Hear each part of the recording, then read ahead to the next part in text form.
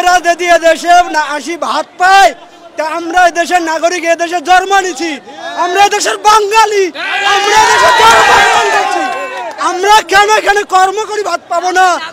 এদেশে বড় বড় সন্ত্রাসীরা সন্ত্রাস করে ভাত পাচ্ছে, আমরা গরিবের রক্ত কামে ভাত পাচ্ছি না, আমরা কর্ম করি খাচ্ছি, আমাদের পেটে কেন লাথি মারা হচ্ছে?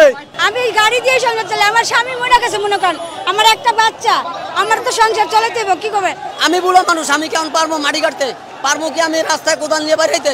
যদি আমার খাওয়ানোর কোনো ব্যবস্থা করে দেয় আমি সেটা করে খাবো, চালাবো না অটো। ওবায়দুল কাদের উনি যে বললো যে অটো রিক্সা বন্ধ, যে সময় অটোর ব্যাটারি, অটোর মাল, এই অটোর যন্ত্রপাতগুলো আসছে, এই সময় ওনাদের অনুমতি ছাড়া চায়নার থেকে আসে না, এগুলো ব্যাটারি সব চায়নার থেকে আসছে, ওনাদের অনুমতি নিয়েই আসছে। ওনারা ওই সময় যদি বানানোর অনুমতি দেওয়া গেল তাহলে এখন চালাইলে আমাদের সমস্যা কোথায়?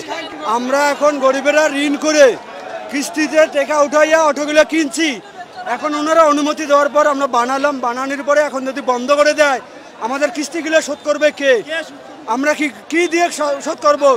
রোহিঙ্গারা যদি এদেশে না আসি ভাত পায় তা আমরা এদেশের নাগরিক, এদেশে জন্ম নিছি, আমরা এদেশের বাঙালি, আমরা এদেশে জন্মগ্রহণ করছি, আমরা কেন এখানে কর্ম করি ভাত পাবো না?